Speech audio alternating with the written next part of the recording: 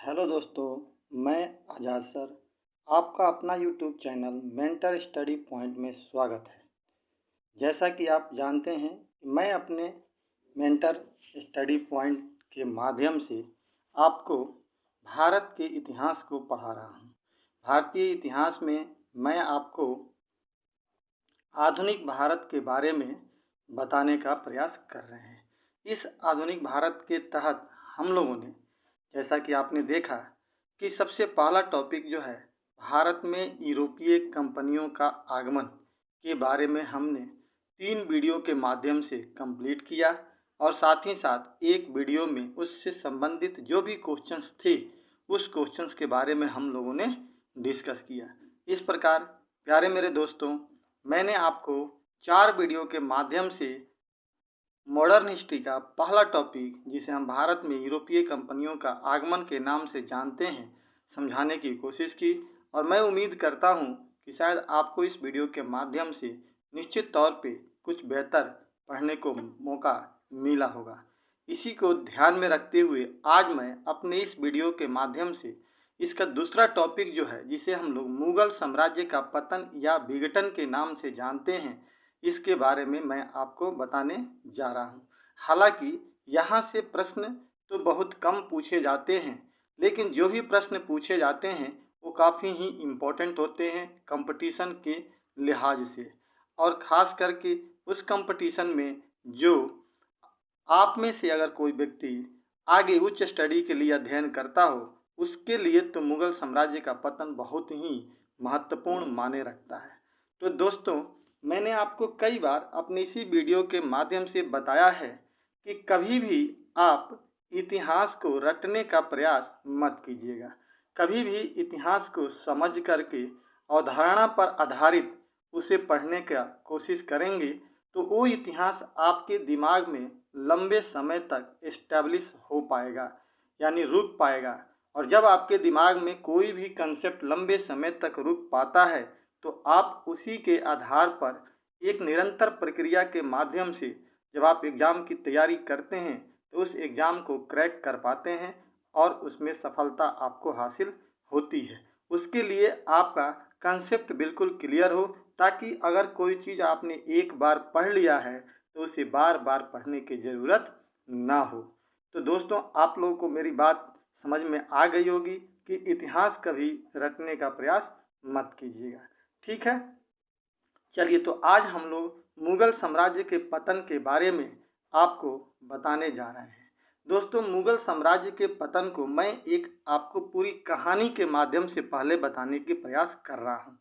ये कहानी जब आप किसी चीज़ के बारे में समझ जाते हैं, कहानी जब आपको याद हो जाता है, तो निश्चित तौर पे आपको अंदर की चीज़ें धीरे धीरे रट्टा लगाने में सहूलियत हो जाती है या समझने में सहूलियत हो जाती है।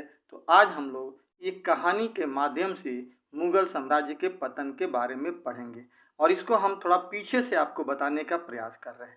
जैसा कि आपको लोग जानते हैं कि मैंने पीछे आपको बताया था कि मुगल साम्राज्य को हम लोग 2 हिस्सों में बांट करके भारत में पढ़ते हैं। एक को हम लोग प्रारंभिक मुगल साम्राज्य कहते हैं, तो दूसरे को हम लोग उत्तरवर्ती मुगल साम्राज्य या मुगलों के पतन के काल से नाम से हम लोग जानते हैं। आपको पता होगा कि भारत में 1526 ईस्वी में पानीपत की पहली लड़ाई हुई थी और इसी लड़ाई के माध्यम से बाबर ने भारत में लोदी वंश के अंतिम शासक इब्राहिम लोदी को 1526 ईस्वी में पानीपत के मैदान में हराया था और हरा करके भारत में दिल्ली सल्तनत को समाप्त कर एक नए वंश की स्थापना किया था, जिसे हम लोग मुगल साम्राज्य के नाम से जानते हैं। और उसी मुगल साम्राज्य के प्रारंभिक अवस्था को हम लोग प्रारंभिक मुगल काल कहते हैं, जिसमें हम लोग बाबर, हुमायूं, उसके पुत्र अकबर के पुत्र जहांगीर के पुत्र शाहजहां, उसका पुत्र औरंगजेब के बारे में हम लोग पढ़ते हैं। जब उत्तरवर्ती मुगल काल की जब हम शुरुआत करते हैं, यानी मुगलों के पतन की प्रक्रिया की जब शुरुआत करते हैं, तो उसमें हम लोग सबसे पहले बहादुर शाह के बारे में पढ़ते हैं, जिसे शाह आलम प्रथम भी कहा जाता है। उसके बाद जहांदार शाह, फारुखसियर, ठीक है, मोहम्मद शाह रंगीला और भी कई ऐसे शासक होते हैं जिनके बारे में पढ़ते हैं और अंतिम मुगल सम्राट बहादुर शाह जफर के माध्यम से इसे समाप्त करने का प्रयास करते हैं। ठीक है दोस्तों, तो एक ये आपको कंसेप्ट हमने मुगल साम्राज्य का दिया भारत में। अब हम पतन में देखते हैं। आपको पता होगा कि 1707 ईस्वी में मुगल साम्राज्य का एक शासक था जिसका नाम था औरंगजेब, उसका पतन हो गया।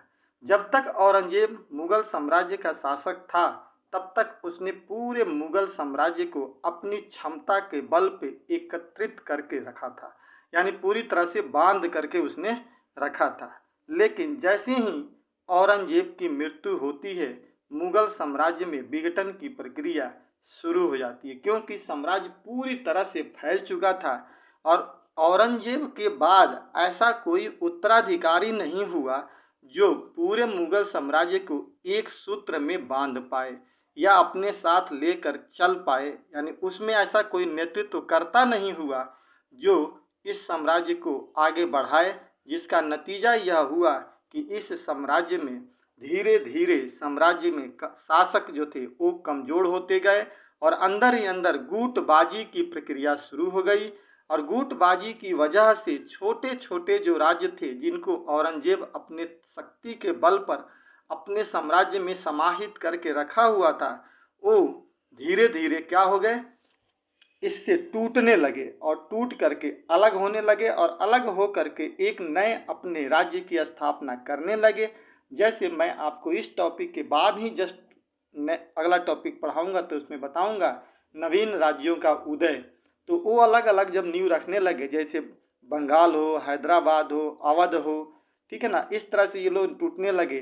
तो ऐसी प्रक्रिया में मुगल साम्राज्य का पतन असंभावी हो गया और इसी प्रक्रिया को हम लोग पढ़ने की कोशिश करने जा रहे हैं कि मुगल साम्राज्य का पतन हुआ तो क्यों हुआ और उस पतन के पीछे क्या क्या वजह थी।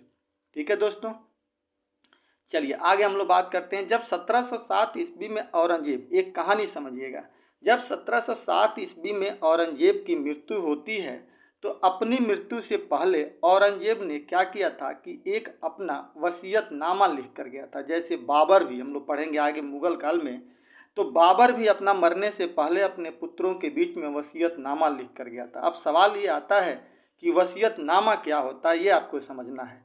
वसीयतनामा का मतलब ये होता है कि मैं अपनी ज़िंदगी में ही, अपने जीवन काल में ही अपने पूरे संपत्ति के बारे में ब्यौरा लिख देता हूँ और लिख करके बता देता हूँ कि मेरे मरने के बाद अगर मेरे 4 पुत्र हैं तो चारों पुत्रों को क्या क्या मिलना चाहिए, उसी ब्यौरा के आधार पर उन्हें मेरे मरने के बाद दे दिया जाना चाहिए। इसको वसीयतनामा कहते हैं। औरंगजेब भी अपना इसी तरह से मरने के समय लिख दिया था, क्योंकि वो जानता था कि कहीं ऐसा न हो कि मेरे मरने के बाद उत्तराधिकार की लड़ाई शुरू हो जाए और उस उत्तराधिकार की लड़ाई में साम्राज्य को नुकसान झेलना पड़े, तो ऐसा कोई स्थिति भविष्य में पैदा न हो, इसलिए उसने अपने वसीयतनामा लिखा था। वैसे कहा जाता है कि औरंगजेब के 5 पुत्र थे, लेकिन उसमें से जब औरंगजेब की मृत्यु हुई तो उस वक्त मात्र 3 ही पुत्र उसके जिंदा थे और उन्हीं तीनों पुत्रों को उसने अपना वसीयतनामा लिख दिया था। लेकिन उसमें से जो बड़ा पुत्र था, जिसे हम लोग मुअज्जम कहते थे, बहादुर शाह के नाम से भी उसे जानते हैं, शाह आलम भी उसे कहते हैं, तो उसने क्या किया कि गद्दी पर तो बैठ गया, हालांकि उसे दिल्ली मिला भी, लेकिन धीरे धीरे अपने जो छोटे जो 2 भाई थे उनको भी उसने मार करके दिल्ली की गद्दी पर अपना शासन स्थापित कर लिया। तो इसी प्रक्रिया को हम लोग आगे आप लोग पढ़ने जा रहे हैं। ठीक है दोस्तों, मैं उम्मीद करता हूं कि आपको ये छोटा सा कंसेप्ट आपको समझ में आया होगा कि मुगल साम्राज्य के पतन के पीछे उत्तराधिकार का कमजोर होना एक बहुत बड़ा कारण था। इसके अलावा अन्य कई कारण थे जो हम आपको बताएंगे। इस टॉपिक को हम लोग 2 वीडियो के माध्यम से पढ़ेंगे, एक तो आज हम लोग पढ़ेंगे और एक कल के वीडियो में पढ़ेंगे और इस टॉपिक को हम समाप्त कर देंगे। उसके बाद से फिर से मैं 50 क्वेश्चंस आपको लेकर के आऊँगा और उस 50 क्वेश्चन के माध्यम से इस टॉपिक में जितने भी क्वेश्चंस बनते हैं उसको हम लोग डिस्कस करेंगे। अर्थात इस प्रकार से 3 वीडियो के माध्यम से हम इस टॉपिक को पूर्ण रूप से कंप्लीट करने का प्रयास करेंगे। ठीक है दोस्तों, चलिए तो आज हम लोग इसको पढ़ते हैं, देखते हैं। औरंगजेब की मृत्यु 3 मार्च 1707 ईस्वी को अहमदनगर में हुई थी। कहाँ पर हुई थी? अहमदनगर में हुई थी। इस समय इसके 3 पुत्र जीवित थे, यानी 5 पुत्रों में से 3 पुत्र जीवित थे और 2 पुत्र पहले ही मर चुके थे। जो जीवित थे उनका नाम था मुअज्जम, आजम और कामबख्श। 3 पुत्र जीवित थे, मुअज्जम, आजम और कामबख्श। आगे देखते हैं। औरंगजेब ने अपने राज्य के बंटवारे के लिए वसीयतनामा लिखा था, यानी हम जो मर जाएंगे और पूरा जो साम्राज्य होगा उसको किस तरह से, किस पुत्र को क्या मिलना चाहिए, इसको उसने लिख करके मर गया था। इसी को वसीयतनामा जो मैंने अभी आपको बताया, ताकि उत्तराधिकार का युद्ध ना हो पाए। ये उत्तराधिकार के युद्ध से बचने के लिए वसीयतनामा लिखा था, क्योंकि हम आपको बताएंगे कि औरंगजेब भी जब गद्दी पर बैठा था तो उसने भी अपने 3 भाइयों को मार करके ही गद्दी पर बैठा था और उत्तराधिकार का संघर्ष हुआ था शाहजहां के समय में। तो इस चीज से बचने के लिए औरंगजेब ने ये प्रक्रिया निकाली थी वसीयतनामा लिखने की। वसीयतनामा के अनुसार औरंगजेब ने अपने बड़े बेटे मुअज्जम को 12 सूबा तथा राजधानी दिल्ली दिया था। ठीक है, आगे बात समझ में, पूरा दिल्ली भारत तो उसी का था, लेकिन जो बड़ा बेटा था मुअज्जम, उसको उसने क्या किया था, 12 सूबा यानी प्रांत जो होते थे, इसके समय में 21-22 प्रांत थे, उसमें से 12 सूबा जो था वो उसने अपने बड़े बेटे और राजधानी दिल्ली को भी उसने बड़े बेटे के नाम कर दिया था। दूसरा जो बेटा था आजम को उसने आगरा, दक्कन का सूबा, मालवा और गुजरात यानी 4 प्रांत जो था उसको उसने दे दिया था। आगरा, दक्कन, मालवा और गुजरात, सब आपको पता ही। आगरा उत्तर प्रदेश में, मालवा जैसे ही हम लोग प्रवेश करते हैं तो मध्य प्रदेश के ऊपर में मालवा का पठार आपको दिखाई देता है। गुजरात भी था, दक्कन मैंने बताया ही था कि हैदराबाद और कर्नाटक वाला जो इलाका था उसको दक्कन के नाम से हम लोग जानते थे। तो इस प्रकार से ये उसके दूसरे बेटे को अपने दिया था। तीसरा जो बेटा था कामबख्श, उसको उसने बीजापुर और हैदराबाद दे दिया था, जो साउथ में था बीजापुर और हैदराबाद वो दे दिया था, और दे करके इस प्रकार उसकी मृत्यु हो गई। औरंगजेब की मृत्यु के समय मुअज्जम अफगानिस्तान के जमरूद नामक स्थान पर था। यानी जब औरंगजेब की मृत्यु होती है तो उस समय दिल्ली में कोई नहीं था, उसके 3 पुत्रों में से कोई दिल्ली में नहीं था। एक पुत्र उसका गुजरात में था, एक पुत्र उसका दक्षिण में था और एक पुत्र उसका अफगानिस्तान में था। अफगानिस्तान में एक जमरूद नाम का जगह था, वहीं पर उसका एक पुत्र था। ठीक है दोस्तों, और ये अहमदनगर में इसकी मृत्यु हो गई। जब औरंगजेब की मृत्यु हुई तो तीनों पुत्रों की जानकारी हुई, जो जहां था वहीं से दिल्ली की तरफ बढ़ने का प्रयास किया ताकि उसे दिल्ली अपना कब्जे में आसानी से कर पाए। उसी में से मुअज्जम जो था वो अफगानिस्तान से चला और जमरूद नामक स्थान पर पहुंचा। वहीं पर उसने क्या किया, एक नया प्रक्रिया अपने आप को बादशाह घोषित कर दिया। आगे देखते हैं। कह रहा कि आजम अहमदनगर और कामबख्श बीजापुर में था। आगे बात, तीनों अलग अलग थे, एक अफगानिस्तान में था तो दूसरा अहमदनगर में था और तीसरा बीजापुर में था। अगला पॉइंट पढ़ते हैं। मुअज्जम अफगानिस्तान से सीधा दिल्ली चला और रास्ते में लाहौर में ही अपने आप को बहादुर शाह के नाम से बादशाह घोषित कर दिया। बात समझ में आ गई कि जब उसे पता चला कि पिताजी की मृत्यु हो गई है तो अफगानिस्तान से सीधा वो कहाँ चल दिया, दिल्ली की तरफ चला, और रास्ते में लाहौर तक पहुंचते पहुंचते ही उसने क्या कर दिया, अपने आप को बादशाह घोषित कर दिया, दिल्ली का उत्तराधिकारी अपने आप को घोषित कर दिया। और इस प्रकार से बहादुर शाह और बहादुर शाह के पुत्र दोनों आ गए और आ करके दिल्ली पर उन्होंने अधिकार कर लिया। ठीक है, लेकिन दोस्तों एक चीज याद रखिएगा, यहाँ पे लड़ाई करने की बात नहीं की गई थी। औरंगजेब ने बड़ी सहूलियत से दिल्ली सहित 12 सूबा मुअज्जम को दिया था, यानी बहादुर शाह को दिया था, और उसे बताया था कि आप अपने छोटे भाइयों में भी इसे जो बाकी है आगरा वगैरह जो है जिसको मैंने दिया है उसे बांट देना। लेकिन बहादुर शाह ने लालच में ऐसा कुछ भी नहीं किया। और एक संघर्ष होता है 1707 ईस्वी में, 18 जून 1707 ईस्वी को, जिसे हम लोग जजायू का युद्ध कहते हैं। जजायू का युद्ध होता है बड़े बेटे और उसके बाद छोटे वाले बेटे में, मतलब मजले में, यानी कहने का मतलब कि आजम और मुअज्जम के बीच में ये संघर्ष होता है। इस युद्ध में बहादुर शाह ने अपने भाई आजम को पराजित कर मार डाला और उसके बेटे को भी मार दिया। यानी इस प्रकार से अपने सामने से उसने अपने एक भाई का रास्ता साफ कर दिया। एक भाई जो कामबख्श था उसका बचा हुआ था। उसके बाद एक बीजापुर का युद्ध होता है जो मैं अभी बताता हूँ, इसी में जनवरी 1709 ईस्वी में, 2 साल के बाद।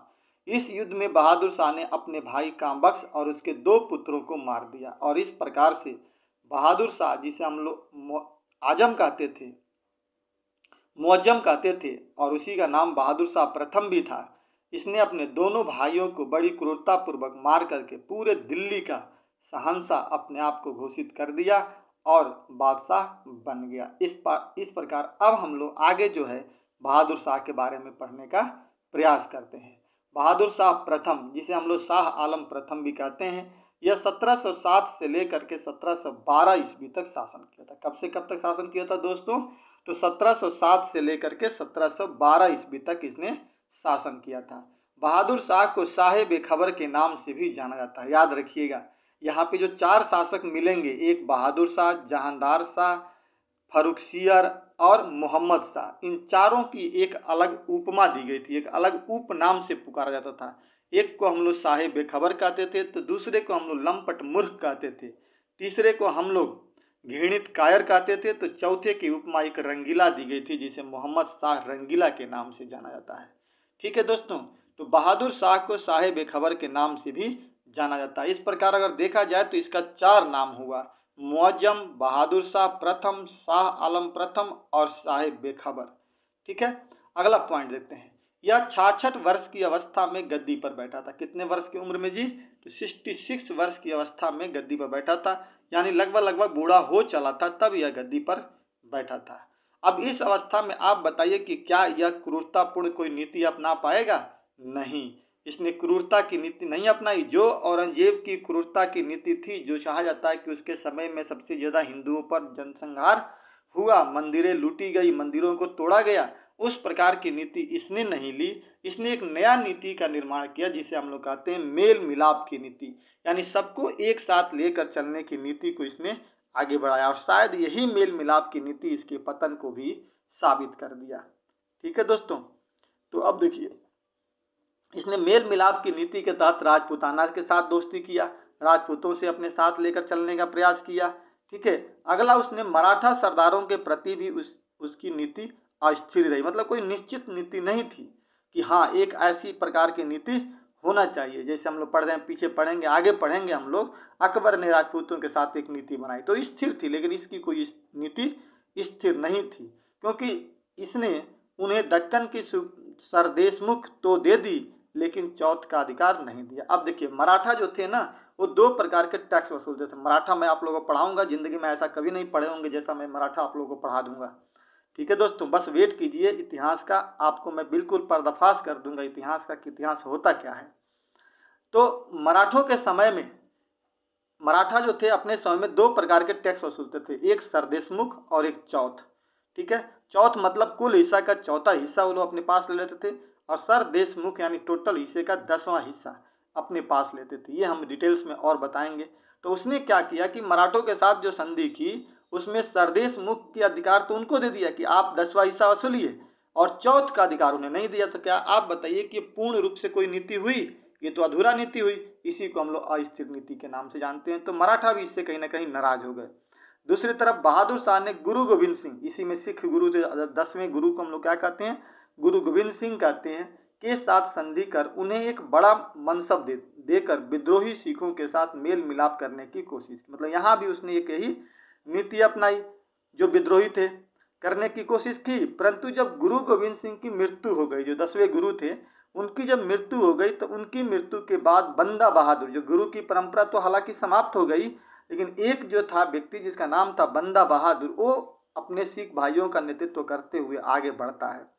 नेतृत्व में उन्होंने बगावत का झंडा पंजाब में बुलंद कर दिया। किसने? बंदा बहादुर ने।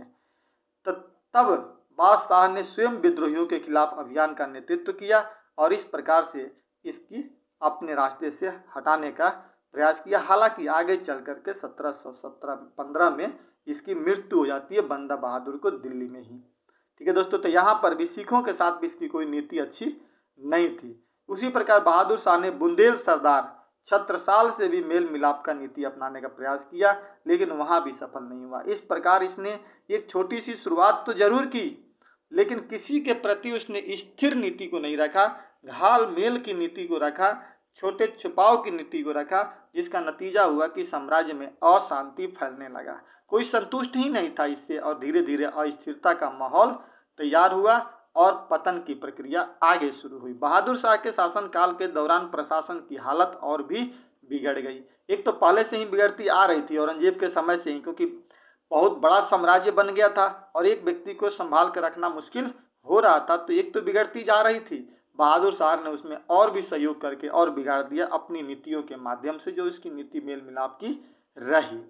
इस प्रकार दुर्भाग्यवश 1712 ईस्वी में इसकी मृत्यु हो गई और साम्राज्य फिर से एक बार गृह युद्ध में फंस गया। गृह युद्ध का मतलब कि फिर से एक बार उत्तराधिकार का संघर्ष सामने खड़ा हो गया कि अब जब बहादुर शाह प्रथम मर गया तो इसके भी कई पुत्र थे, उसमें भी आपस में लड़ाई की स्थिति शुरू हो गई। मृत्यु के 10 दिन बाद भी इसे औरंगजेब के मकबरे के निकट दफनाया, मतलब 10 दिन तक इसको दफनाया नहीं गया था। याद रखिएगा कि बहादुर शाह को मृत्यु होने के 10 दिनों तक ऐसे ही रखा गया था उत्तराधिकार के संघर्ष को लेकर के, और तब जाकर के इसको दिल्ली में नसीब नहीं हुआ तो जहां औरंगजेब मरा था, मैंने आपको बताया था अहमदनगर में, वहां ले जाकर के इसको दफना दिया गया। ठीक है दोस्तों, तो अब मर गया ये। बहादुर शाह के 4 पुत्र थे जिनके बीच उत्तराधिकार का युद्ध हुआ। जैसा कि मैंने चर्चा किया कि बहादुर शाह के कितने पुत्र थे, 4 पुत्र थे जिनके बीच युद्ध हुआ। इनमें से पहला यानी बड़ा बेटा जहांदार शाह विजयी हुआ, क्योंकि इसे जुल्फिकार खान जो एक बहुत बड़ा सामंत था उस समय, उसका इसे समर्थन मिला और उसी के माध्यम से यह गद्दी पर बैठ गया। यानी अब अगला शासक जो होता है उसका नाम क्या होता है दोस्तों, तो उसका नाम होता है जहांदार शाह। यानी जहांदार शाह अब क्या करेगा, गद्दी पर बैठेगा। और बहादुर शाह की मृत्यु हो जाती है 1712 ईस्वी में। जहांदार शाह 1712 से लेकर के 13 ईस्वी तक गद्दी पे बैठेगा, जिसकी उपमा एक लंपट मूर्ख की दी जाती है, यानी इसे लंपट मूर्ख के नाम से भी जाना जाता है। और इसको जो गद्दी पे बैठा था वो किसके सहयोग से बैठा था, जुल्फिकार खां के सहयोग से। अब आप देख लीजिए, अब यहाँ पे जो शासक बैठ रहा है वो 1712 से लेकर 13 तक बैठ रहा है, यानी 1 साल के लिए बैठ रहा है। तो आप बताइए कि अगर कोई किसी साम्राज्य में जब राजा 1 साल 2 साल 5 साल के लिए जब बैठना शुरू कर दे, तो ये साफ यह इंडिकेट करता है, यानी साफ एक बात की तरफ इशारा करता है कि साम्राज्य में कहीं ना कहीं अस्थिरता का माहौल बन रहा है। और यही काम मुगल साम्राज्य में औरंगजेब की मृत्यु के बाद शुरू हो गया था, अस्थिरता का दौर शुरू हो गया था। यहाँ जहांदार शाह तो एक विलासी व्यक्ति था, एक भोग विलास करने वाला व्यक्ति था, ये पूर्ण रूप से सक्षम नहीं था कि राज्य को चला पाता, लेकिन इसे समर्थन किसका मिल गया, तो इसी का एक सामंत था जो बहुत तेज तरार था, जिसका नाम था जुल्फिकार खां, उसके ही सहयोग से यह गद्दी पर बैठ गया।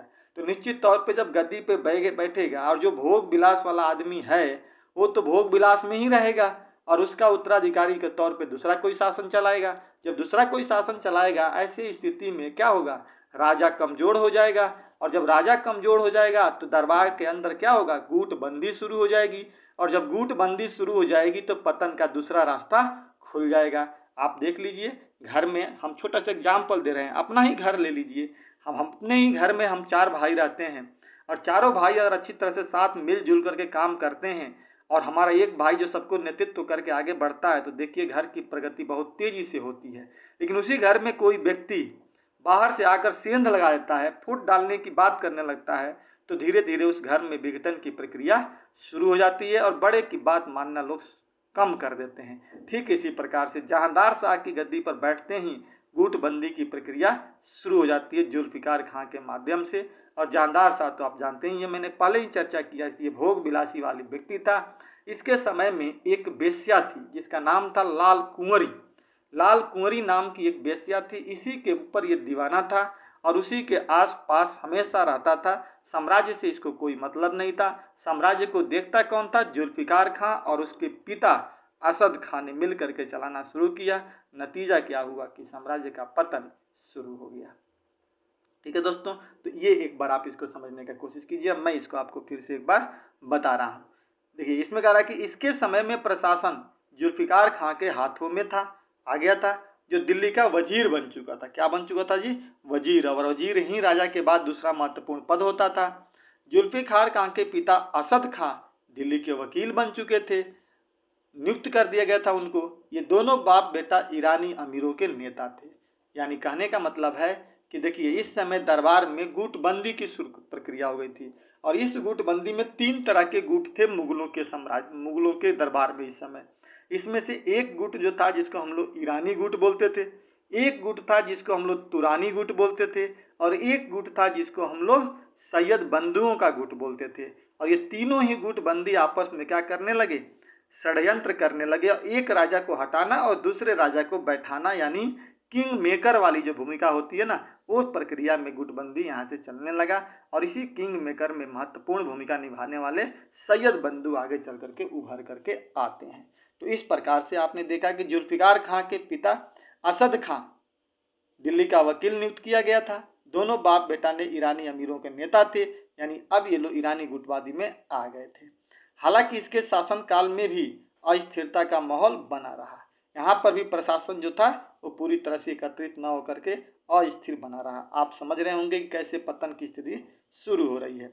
जहानदार शाह लाल कुंवरी नामक एक वेश्या पर दीवाना था। मैंने पहले ही बताया कि लाल कुंवरी वेश्या से वो काफ़ी ज़्यादा लगाव रखता था और इसको साम्राज्य से कोई मतलब नहीं था, बस नाम मात्र का एक क्या था, मुगल सम्राट बना हुआ था।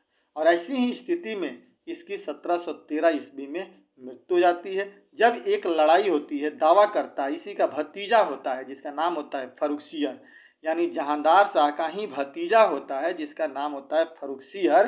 फर्रुखसियर क्या करता है, सत्ता के लिए दावा करता है, और जब वो दावा करता है पद के लिए तो उसका समर्थन सैयद बंधु करते हैं, यानी दो भाई होते हैं, वो करते हैं। और उसके बाद जहांदार शाह से सत्ता छीन करके फर्रुखसियर को दे देते हैं। और जब फर्रुखसियर को देते हैं तो फर्रुखसियर 1713 में गद्दी पे बैठता है और 1719 ईस्वी तक गद्दी पर रहता है। फर्रुखसियर को हम लोग घृणित कायर के नाम से भी जानते हैं। एक अगला उपमा हो गई। तो आपने देखा कि बहादुर शाह प्रथम को साहे बेखबर कहा गया, जहांदार शाह को लंपट मूर्ख कहा गया और फर्रुखसियर को घृणित कायर कहा गया। तीन लोग तो मिल गया। इसके बाद एक रंगीला भी आएगा जिसको मोहम्मद शाह को रंगीला के नाम से जाना जाता है। ठीक है दोस्तों, मेरे ख्याल से आपको बात समझ में आ रही होगी। अगर एक बार में ना आए तो इस वीडियो को 2 बार देखिएगा, 3 बार देखिएगा, एक कंसेप्ट आपका क्लियर हो जाएगा। और मैं अपने टेलीग्राम चैनल के माध्यम से आपके पास PDF भेज दूंगा। उस PDF से आप डाउनलोड कर लीजिएगा और PDF को उतार लीजिएगा। इस प्रकार आपका कंसेप्ट बिल्कुल क्लियर हो जाएगा। तो अब हम लोग बात करते हैं फर्रुखसियर के बारे में। कहा जाता है कि फर्रुखसियर को अपनी जीत सैयद बंधुओं अब्दुल्ला खां और हुसैन अली खां के कारण प्राप्त हुआ था। 2 बंधु थे सैयद बंधुओं में, 2 भाई, एक था अब्दुल्ला खां और एक था हुसैन अली खां। इन्हीं के सहयोग से इसे गद्दी प्राप्त हुई थी। फर्रुखसियर जहांदार शाह का भतीजा था। क्लियर हो गया। आगे कह रहा है कि अब्दुल्ला खां को वजीर का पद तथा हुसैन को मीर बख्शी के पद पर नियुक्त किया गया था। इसने दोनों को नियुक्त कर दिया, एक को वजीर पद दे दिया और एक को मीर बख्शी का पद दे दिया और अपने गद्दी पे बैठ गया।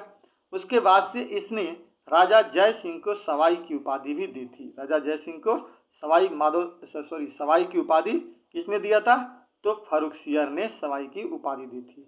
फर्रुखसियर के समय में जजिया कर को समाप्त कर दिया गया था। इसने जजिया कर को समाप्त कर दिया था क्योंकि आपको पता हुआ कि अकबर के समय में एक बार जजिया कर को समाप्त किया गया था।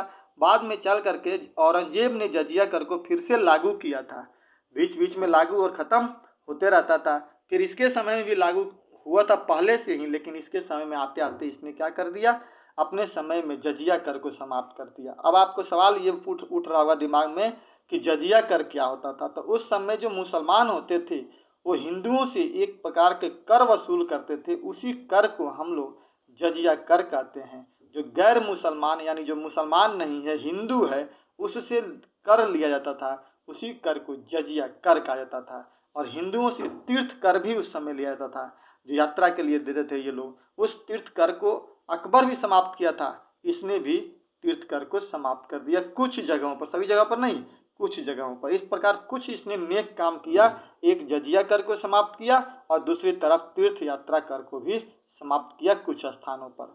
अगला पॉइंट है कि फर्रुखसियर के समय में ही 1716 ईस्वी में बंदा बहादुर को दिल्ली में फांसी दे दी गई। मैंने बताया था पीछे आपको कि 1716 ईस्वी में बंदा बहादुर जो गुरु गोविंद सिंह के बाद गुरु के तो नहीं बना था, लेकिन सिखों को एकत्रित करके संगठित करके आगे बढ़ा रहा था, उस बंदा बहादुर को की मृत्यु दिल्ली में कर दी गई थी। बड़ी ही बुरी तरह से उसे मारा गया था। आज अब कहानी थी उसकी, कोई मौका मिलेगा तो मैं बताऊंगा कि कैसे उसको बेचारे को मारा गया था दिल्ली में। उसके बाद से आता है हमारा कि 1717 ईस्वी में इसने अंग्रेजों को शाही फरमान भी जारी किया था।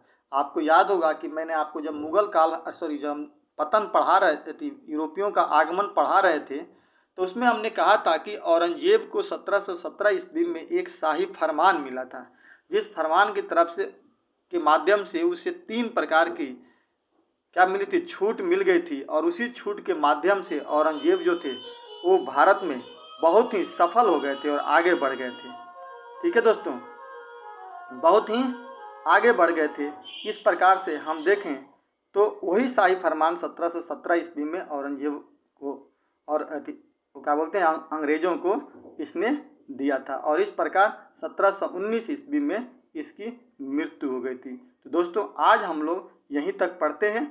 आगे हम लोग इस वीडियो को अगले वीडियो में हम लोग आगे बढ़ाएंगे, और 2 वीडियो के माध्यम से हम इसे समाप्त कर देंगे और एक वीडियो में प्रश्न उत्तर की चर्चा करेंगे और आगे बढ़ेंगे। ठीक है दोस्तों, इस प्रकार अगर आपको अच्छा लगता है तो आप इस वीडियो को शेयर कीजिएगा, आप इसे लाइक कीजिएगा और आप इसे सब्सक्राइब कीजिएगा, अपने दोस्तों में भी बांटने का प्रयास कीजिएगा। जय हिंद,